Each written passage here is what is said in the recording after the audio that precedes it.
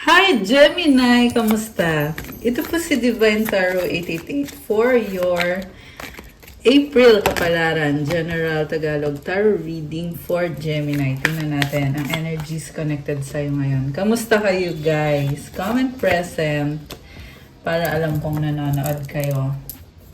Connection. Love is the bridge connecting souls. Cherish those connections.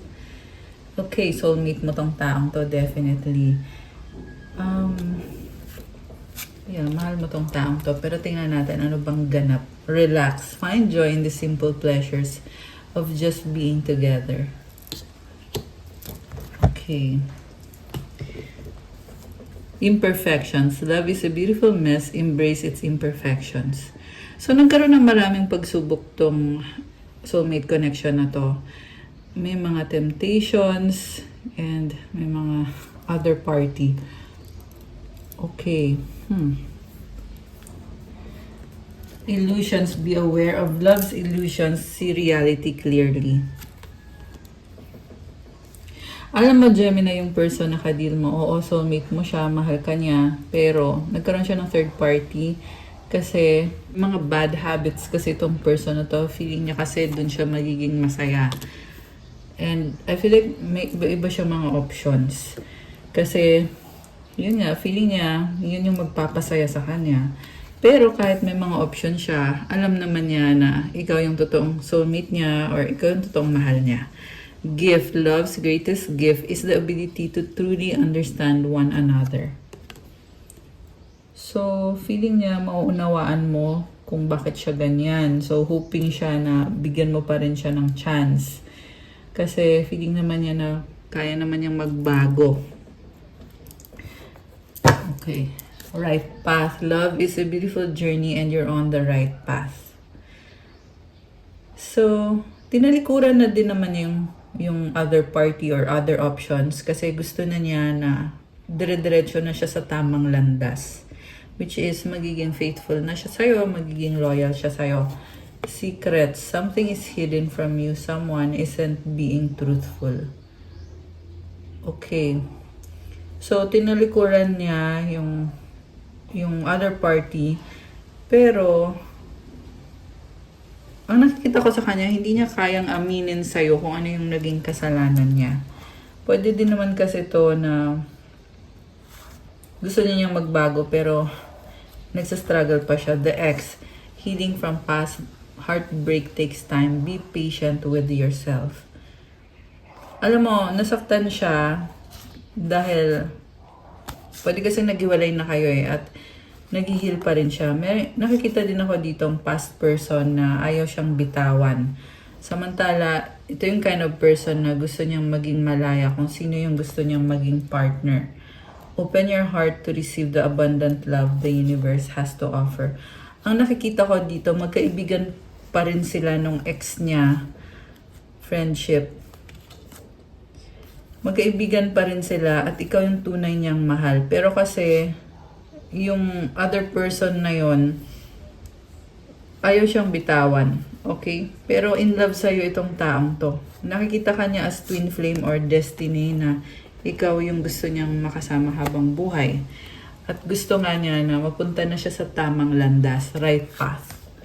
So, nasa sa'yo na lang, Gemini, kung nauunawaan mo ba itong taong to. Kasi sa nakikita ko, magkausap pa rin sila nung ex or naging third party. Although, sinasabi dito na binitawan niya yung mga ibang options niya.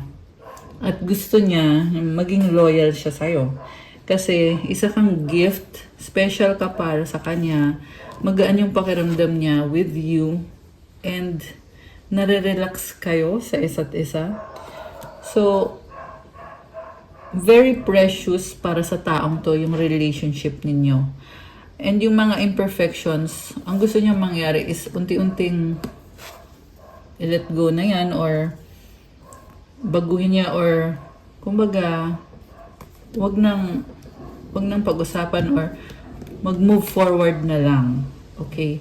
Love is the bridge connecting souls. Cherish those connections. Gusto niya mag-focus dito sa connection na ito. Anong nararamdaman niya ngayon or intention niya. Tingnan natin ha. Ang person ni Gemini. Oh, okay. King of Swords, King of Cups. Alam mo, sobra kanyang mahal. Grabe. Parang kinilig ako para sa'yo, sa totoo lang. Okay? Baka may kadikang air sign, Gemini, Libra, Aquarius, or water sign, Cancer, Pisces, Scorpio. Balanse yung emosyon niya. Pinag-aaralan ka nitong taong to. Naghihintay siya ng moment. So, marami na din kayong pinagdaanan at balanse lang yung emosyon niya. Kumbaga, ayaw niyang mag-overreact. Ayaw niyang maging dramatic. So, pinipili niya na maging, alam mo yun, harmonious, tahimik, mapayapa. Pero syempre, nakakaramdam din siya ng iba-ibang emosyon. Ayan, kita mo may tubig, di ba? Queen of Cups. Oh my gosh, the Empress. Grabe. Parang ang swerte mo dito. Okay? So, hindi po ito sa lahat magre-resonate. Okay? Pero Gemini, ang nakikita ko, 444 on the screen now. Okay? Ang nakikita ko kasi, sobra kanyang mahal. In love siya sa'yo at wala na akong masabi. So, yeah. Kaya nakikita ko dito na kilig eh. Ganun yung nafe-feel ko. Kasi nakikita ka niya as someone na magiging forever niya. With this Empress card, hindi ka na maghahabol. Kasi siya na mismo ang kusang magbibigay sa'yo ng pagmamahal. Pero yung challenge mo lang dito, kasi yung person na ka-deal mo, feeling niya kasi masyado kang mataas. Parang feeling niya langit ka, lupa ako, char. Hindi, ganun talaga. Kasi Empress yung tingin niya sa'yo. Mataas yung tingin niya sa'yo. Okay? At the same time, nakikita din niya na maunawaan mo siya kasi meron ka nitong Queen of Cups. Kasi siya si King of Cups eh. So, ibig sabihin magka-wavelength naman kayo. Kaso lang, the Empress ka, so kailangan patunayan din niya yung sarili niya sa'yo. So, may ugali din tong taong to na pinapakita niya talaga yung good side niya. With this King of Swords, parang yung nakita ko dito is yung naka-uniform. Ibig sabihin naka-uniform, parang pinapakita niya sa'yo na ganito ako, mabuti akong tao, ganyan. So, hindi pa yun yung buong pagkatao niya. So, ibig sabihin kailangan mo siyang kilalanin talaga. So, yeah, may structure kasi siya, tsaka masyado siyang private in a sense na ayaw niya kasi maging vulnerable. Pero yes, sobra kanyang mahal. Okay, kasi pag naging vulnerable siya, magiging sobrang emotional tong taong to. Ayan, Gemini, nakakaloka. And nakita ko parang ang haba ng hair mo. 'Di ba? The Empress and the Queen of Cups. So, talagang this person adores you. Grabe! Grabe! So, ibang-iba yung reading mo ngayon. Nakita ko dito yung sobrang pagpapahalaga sa'yo nitong person na to. Gusto ka din niya makasama ngayon. Pangarap ka niya, ikaw yung happiness niya. Ayan. Okay, yan yung mga lumabas na mga cards. Okay. So, kuha tayo ng isa pa. Sa pang-card. Knight of Swords. May mabilis na energy. Okay? Pwede itong mensahe papasok. And I'm hearing message of love. Ayan. Message of love? Love message. Parang itong video na to. Ano pala to? Gemini. I mean yung mga video na ginagawa ko sa channel. Okay? So, message of love. Nakakaloka. Paparating. Queen of Wands. Oh my gosh. In love sa itong taong to. The Emperor. Okay, grabe. So, I see someone willing to take action. Baka may kadikang Aries or air sign, Gemini, Libra, Aquarius. Ito pala yung air sign. Tsaka fire sign, Aries, Leo, Sagittarius. Although this can be any sign. So, Gemini, maglalakas loob itong taong to na ipakita sa yung pagmamahal niya with the Queen of Wands. This is someone very charming. Mukhang maraming nagkakagusto dito sa person na ito. So, yeah, ano ngayon kung maraming nagkakagusto sa kanya. Ibig sabihin, mukhang yan yung dahilan kung bakit siya nagkaroon siya dati ng maraming options, di ba? Pero currently, sinasabi kasi dito, ikaw yung mahal niya eh. Pero may isa pa siyang ex or may isa pa siyang person na kadil na ayaw pang bumitaw sa kanya na gusto siya nung person na yon. Okay? So, yan yung problem. Okay, pero, ayun guys, ibang usapan naman kasi yon, okay? Pero mag-focus tayo dito sa nararamdaman nitong person na ito, si Emperor. Kasi gusto niya mag-reach out sa'yo, very passionate. And this is an action taker. Ibig sabihin talagang hindi ka magdududa sa kanya. Sasabihin niya sa yung intention niya at nararamdaman niya. Grabe. Kanina medyo mahina ang loob, pero ngayon, ito malakas ang loob nito. Pwedeng the same person, pwede din itong bagong person. Kung bagong person to, malaki ang chance na foreigner siya. Okay? Kasi mukhang magkaiba kayo ng ugali nito. So, yeah, kasi maraming Gemini na nanonood, kaya iba-ibang energies din yung nakikita ko dito, guys. Like I said, this could be the same person. So, kung the same person to, gusto niya talaga na makuha niya yung loob mo. And gusto niya na yung magkaayos kayo, maging official yung relationship nyo. May nakita kong possible offer ng wedding or commitment. Ayan, definitely yan. So, meron din dito yung kasi nyo may anak na kayo or siya, may anak siya. Kasi energy ng father yung meron dito. Father and mother. Ayan. Ayan, father, emperor, the empress, mother. Okay. Pwede din to na kayo yung magkakaanak. Kasi nakita ko malaki din ang chance na mabubuntis ka. So, again, dalawang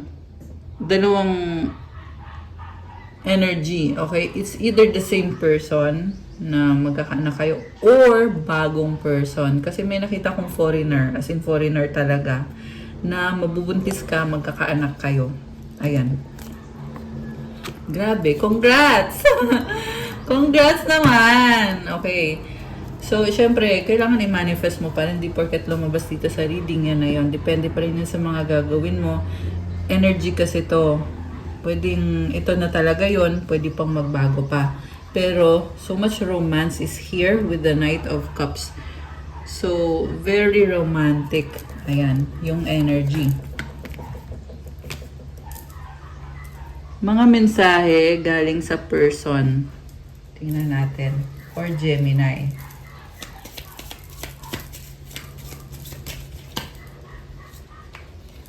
Okay, wait. Pumaliktad eh. We were always meant to meet. It was written in the stars. You are the light at the end of my tunnel. I'm yours forever and ever. Wow. I'm tired of running. Do you love me the way I love you? Oh my gosh. So, tinakbuhan ka niya. Okay? Pero, gusto na niyang baguhin to. Ayan. Kasi tired of running. So, ibig sabihin, haharapin na niya. Mahal mo ba daw siya kagaya ng mahal ka niya? Gusto niyang i-offer yung sarili niya sa'yo. Kasi, meant to be kayong dalawa. Kasi, ikaw yung liwanag. Ikaw yung nagbibigay sa kanya ng pag-asa, ng saya, ng positivity. I've been fighting a battle I can't win. Alam mo, nakikita ko dito. Andito na naman yung taong parang hopeless romantic. Na sobra kang mahal, pero overthinker kasi din eh. Yung person na ka-deal mo, Gemini. Kaya, oo, mahal ka niya, pero takot siya. Natatakot na baka i-reject mo siya, baka ipahiya mo siya, ganun yung mga iniisip, which is mga limiting belief yun at mga maling pag-iisip, maling paniniwala. Kasi mataas yung tingin niya sa'yo. So, masakit para sa kanya pag, kunyari, hindi mo siya tinanggap. Okay, masakit sa kanya yon. Pero hindi ko naman din na-justify na yung ginagawa nitong taong to. Sinasabi ko lang kasi yan kasi yung lumabas dito eh. Siyempre, kailangan pa rin sa about relationship, kailangan pa rin maliwanag yung communication ninyo, mag-usap kayo, di ba? May openness, honesty, tsaka nagkakasundo kayo, harmonious, may harmony. I want you. Okay, so, na-attract siya sa'yo, ibig sabihin. What's the point of it all? Oh my gosh, madrama. I wish we could be together forever. Our paths will always reunite. Grabe. Do you miss me the way I miss you? Oh my gosh! Namimiss ka nitong taong to. At wish niya na kayo na nga. Alam mo, sobrang precious ka para sa taong to. Grabe. Grabe, Gemini. Okay. Meron pa ba? Or wala na? Ito meron. I need some more time before I can come to you. Maglalakas loob daw siya. Pero tingnan nyo guys, sabi ko nga kanina, hindi kasi fixed yung energy. Okay? Pwede pang magbago anytime. Pwede din naman na yun na yun. Now is not the time. You have to be patient. Mayroon dito pinaghihintay kayo ng person. So, tingnan nyo mabuti guys. Baka wala kang mapapala sa kakahintay. Okay? Kailangan unahin mo yung sarili mo. Huwag dun sa paasang person. Our love will never cease to exist. I love you so much. Oh my gosh! Grabe, revelasyon! So, meron dito. Actually, nasabi ko na to kanina eh. Yung sobra kang mahal. Okay? At kahit anong mangyari, kausapin ka man o hindi nitong taong to, well, mamahalin ka pa rin niya. Ayan oh, napaka-clear. I love you so much. Our love will never cease to exist. Anong kahulugan nito? Ibig sabihin, may mga memories kayo together, lalo na kung, you know, naging intimate kayo nitong person na to kasi naalala niya pa rin yung mga memories na yon. At it will never cease to exist. Ibig sabihin, parang hindi na siya makamove on talaga. Hindi na siya makausad. Kasi sobrang special ng mga memories ninyo para sa taong ito. Grabe! Grabe! Ayan, Gemini. Nakakaloka siya. Okay. So, kuha tayo ng mga energies or mga cards. Okay, galing dito sa Oracle na ginawa ko ito para sa inyo. Ano bang mga energies connected kay Gemini ngayon? Sacrifice, okay? I miss you. Oh my gosh. Ano ba yan? Parang lungkot naman ito. Kailangan niya mag-sacrifice. Pero sobra kanyang namimiss. Selos, insecure. Oh, okay. Sobrang seloso. Itong person na ito. Sobra kanyang namimiss. Okay. Ano bang nangyayari? Mahal kita, I love you. Oh my gosh. I miss you and I love you. Grabe. Ikaw na, Char. Okay, it's not that, it's not that mahal ka lang niya at miss ka lang niya. But the thing kasi is, this is the kind of person na nahanap niya yung the one niya. Kaso lang, you cannot be together. Kaya kailangan niya mag-sacrifice. Kaya may lungkot din talaga. Definitely. Kasi sobra kanyang mahal eh. Sobra ka na kanyang namimiss.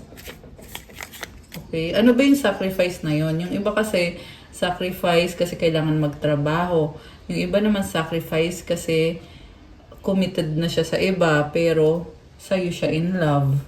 Yung iba naman sacrifice kasi di kayo nagkasundo.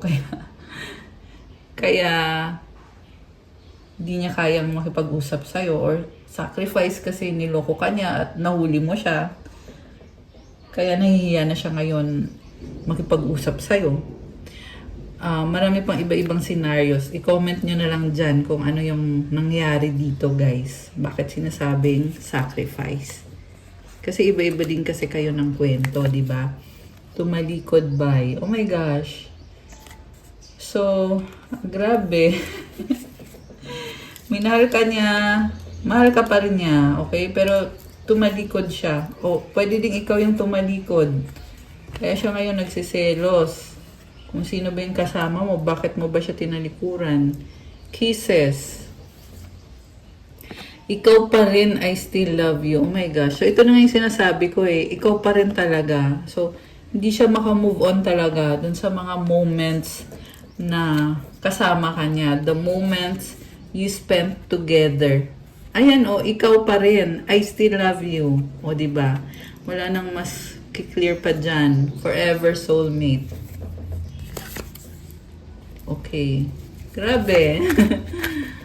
Okay, tingnan natin. Ano pa? For Gemini. Sorry na, oops. Okay. So, merong gustong mag-sorry. Okay? Ano bang nangyari? Let me know, guys. Ano ba? Comment nyo dyan. Excited? Bakit naman? In a relationship. Okay. Tapos na the end. Okay. Anong nangyari? So, in a relationship, naghiwalay kayo? Ganun ba? Kaya siya nagsasorry. Excited. Oh, okay. Ex third party past. Okay. Nagkaroon ng third party to. Pero yung relationship niya with the third party is tapos na yon. Kaya gusto niyang mag-sorry sa'yo. Kung ipinagpalit ka niya, sinasabi niya na ikaw talaga yung mahal niya. Pero, hindi mo naman madidinay kung pinagpalit ka naman niya talaga. Di ba kung nangyari nang nangyari? Wala na siyang magagawa. Again, decision nyo pa rin naman, guys. Kasi, reading lang naman to eh. So, sa huli, syempre, buhay mo yan. Sitwasyon mo yan. So, malaya ka pa rin kung ano magiging decision mo. Magbibigay ka ba ng chance or hindi na. Single, you're special. Oh, single. Ayan, kung single ka, sinasabi dito, napakaswerte naman kung sino yung makatuluyan mo kasi napaka-special mo. Special, ibig sabihin, it's like, ibang-iba ka at you are someone na talagang blessing ka sa magiging partner mo. Oh, merong nalilito, confused, akin ka lang possessive. Okay, ano namang nangyari dito? Breakup, ending. Okay, possessive to. Paulit-ulit sa isip. I need you. Umaapoy love, passion. So, parang obsessed. Kasi paulit-ulit ka sa isip niya eh. So, obsessed sa'yo to. Umaapoy love, passion, I need you. Okay. Happy. I need help, codependent. Okay, ano yung happy? So, codependent, ibig sabihin, ayun na nga, feeling niya kailangan kanya masaya siya, sobrang saya siya dahil sa'yo. Pero, pag wala ka, di ka baliktaran, nadidepress din. Ayoko. Ayusin natin, reconciliation, attractive, sexy, hot. Ayan, ayaw. So, ayaw niya, pero ang gusto niya ay makipag-ayos. Ano ba? Bakit ganon? Attractive, sexy, hot. Dreaming of you, pangarap ka. Angry, naiinis, ego. Oh, will you marry me? Engagement. Okay, so pangarap ka niya. Gusto niya mag-propose, pero bakit galit? Angry, naiinis, ego, worried, paranoid. Parang nalilito nga siguro. Kasi, yeah, parang iba-iba yung nararamdaman niya. Okay. So, tingnan natin from the tarot. Alisin ko muna to, guys. Okay.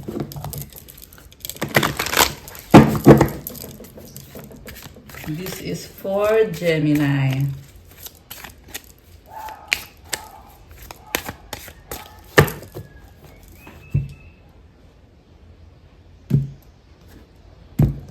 Okay, Gemini. Four of Pentacles. Parang kanina sa ibang sign, ito din. Sino ba yon? Sagittarius? Baka may kang Sag. Okay? Four of Pentacles crossed by the Emperor. Oh, wow. Gemini, alam mo inisip ka nitong person mo, kaso lang ayaw niyang mag-take ng risk. Ma-pride, egoistic, mahal ka niya, oo, pero, yun yung tanong bakit ayaw niyang mag-risk, ayaw niyang kumilos. So, ang sagot naman din is, takot kasing masaktan, takot mawalan. Yung iba naman, financial yung problema. Kasi Pentacles is about money, stability. Ayan, ayaw kumilos. Pero at the same time, alam niya kung anong kailangan niyang gawin. Emperor, di ba? Tingnan natin Knight of Rods, okay. Three of Rods, okay. May tinitingnan siyang mga ibang mga tao. So, grabe naman to. Parang nadismaya ako bigla. Kasi posible itong third party situation. Okay? Pero, ikaw yung mahal niya. Okay? Pero may ibang tao pang involved. Yan ang sabi dito. So, gusto niya mag-reach out sa'yo. Takot lang siya na baka i-reject mo siya. The Empress. Okay. So, alam mo, sobra kanyang mahal at nasa memory pa rin niya yung mga times na okay kayong dalawa. Kasi sobra kang special sa kanya, sobra kang halaga sa kanya. And sa near future, balak niya na magkaroon ng family with you. Happiness, the tower. Okay. Alam mo, Gemini, sabi dito, kung marami mang pagkakamali sa'yo itong taong to, ngayon, ito sinasabi dito, kailangan niyang itama yung pagkakamali niya. Okay?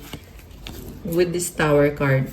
So, yan din yung dahilan kung bakit sinasabi dito na gusto niyang magkaroon ng family kayong dalawa. Magkaanak kayo or maging isang buong family kayo. Ito yun, no? Kasi nakikita ka niya as the one. Also, there is strong attraction dito. So, kasi parang feel niya sa'yo lang niya naramdaman yung ganong klase ng attraction. Tsaka yung pagmamahal din, syempre.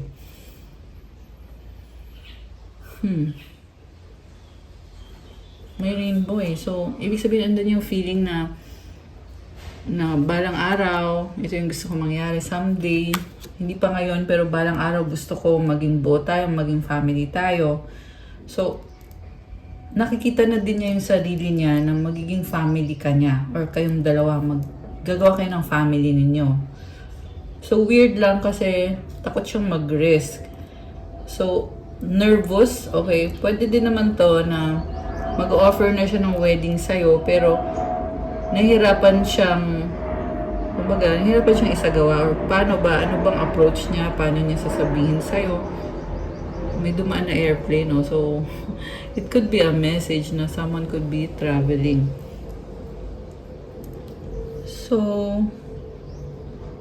natatakot siya And sabi naman dito, kung nagkaroon ng third party, ngayon hindi na. Pero tingnan muna natin guys Kasi ang nakita ko kasi dito, ito na nga tower, pagbabago na to na naging matigas ang ulo niya, pero ngayon kailangan na niyang ayusin to. Or ayusin na niya yung sarili niya. Hindi na pwedeng palagi na lang ganyan or hindi na pwedeng lokohin ka niya. Kailangan na niyang umayos. Grabe. Nagiging seryoso na to, sabi dito. So, Four of Swords, pwedeng feeling mo na hindi ka naman niya mahal, pero sabi kasi dito, mahal ka niya Pero, at the same time, nasa isip lang niya lahat. Okay? Kaya feeling mo wala na tong pag-asa, ganyan. Kasi wala din naman siyang pinapangako sa'yo or wala siyang ginagawa. Ayan, kita mo tong nakahiga, Naka-armor, di ba? The reason kung bakit siya ganyan, kasi protection niya yan. Parang feeling niya kasi pag wala siyang ginagawa, safe siya. Hindi siya mapapahiya. Pero hindi din naman siya umuusad. So, in a way, nakakatawa din. Parang niloloko lang din niya yung sarili niya. Thinking na okay lang ako dito, pero hindi talaga. Kasi Gusto ka niya talaga, gusto ka niya makasama, makapiling, makita. Marami siyang pangarap connected sa'yo at sa relationship ninyo. Kaya nakakaloka din tong taong to kasi I feel like tiniis ka niya ng sobrang tagal or hanggang ngayon or excuse me. Ayan, nahirapan siyang magsabi ng feelings niya, 'di ba? Napaano ko ng throat ko. Yeah, yung throat chakra niya kailangan niyang buksan. Okay? So, gusto niya na ma-manifest itong relationship na to, pero at the same time, pinangungunahan siya ng kaba, ng takot, at ng mga maling paniniwala. And for some of you guys, hindi to sa lahat magre-resonate, pero very clear na nakikita ko dito na may nag-hex dito sa taong to. Yun ang dahilan kung bakit na ikaw yung mahal niya, pero nananatili siyang ganito. Dahil yung sa hex. Pero hindi ko naman sinasabi na hindi pwedeng labanan itong hex na to. Kasi decision din naman niya na magkaganyan siya. Ibig sabihin, may kasalanan din naman siya kung bakit hindi to umuusad. Kasi decision niya na wag nang lumaban. Ayan, nakakaloka. So, comment kayo dyan kung kanino to nagre-resonate. So, alam mo sabi dito, kita mo to the death card. Baka ikaw ay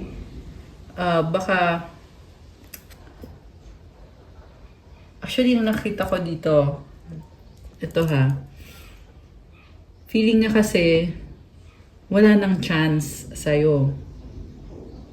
Ayaw mo na sa kanya, ending na to ng relationship ninyo. Kaya ngayon siya, natatauhan siya na kung hindi siya kikilos, talagang wala na tong pag-asa. So, kaya lang siya natauhan kasi mukhang it's either iniwanan mo siya or nag-away kayo, nag-break kayo, nagkaroon ng ending, binlock mo siya. Ayun, ganong senaryo. Kaya lang din siya natauhan na kailangan ko nang ayusin yung sarili ko, kailangan ko nang itigil yung panuloko sa'yo or kung ano man yung mga masamang ginawa niya sa'yo, kailangan na niyang itigil. Kaya ito yung overall energy tower. Ending na to ng nakasanayan niya. Kung sanay siyang magsinungaling sa'yo, ngayon sinasabi dito, kailangan na niyang baguhin yon kasi ayaw mo na, hindi ka napapayag or sumuko ka na. Sumuko ka na sa kanya or nagbago ka na. So, kung kailan niya nakita na nagbago ka na parang nanlamig ka na sa kanya or wala ka nang pakialam sa kanya, saka lang din siya ginising or natauhan. Nakakaloka siya. Kasi biruin mo, kung hindi pa napagalitan or kung hindi pa iniwanan, hindi din kikilos. Yan yung nangyari or nangyayari. Mutual energy, 6 of Rods, outcome is the Queen of Cups.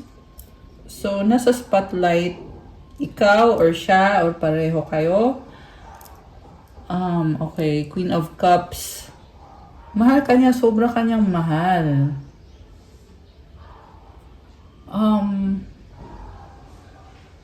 Sabi dito gusto niya ibalik yung dating ikaw. Okay? Yun lang naman. Kasi, like I said, nakahiga lang to eh. Walang ginagawa. So, nasa isip lang niya lahat. Kumbaga, ilusyon lang niya lahat. Na ito yung gusto kong mangyari, ito yung pangarap ko, ito yung nararamdaman ko, ganun. Okay, let me know guys kung kanino to nagre-resonate itong reading today na Gemini. Queen of Rods and 9 of Pentacles. Okay, I see someone na very charming, very independent, single. Pwedeng ikaw to. And ang ganda lang ng aura mo. You are very passionate, lalo na sa trabaho mo, sa finances mo. Magkakaroon ka ng financial abundance, blessings. 3 of Cups. Okay, celebration. 5 of Cups, Page of Swords, 7 of Rods, Queen of Swords, 8 of Pentacles. Okay, nagsistruggle ka pero kumbaga there's a light at the end of the tunnel. for you. Lovers, 8 of Rods. Alam mo, meron magkakagusto pa sa'yo. Oh, marami. Marami. Oo naman, 8 of Rods, communication or travel. So, mag-wish kayo, guys. Isipin nyo ngayon yung wish nyo. Tingnan natin ang sagot.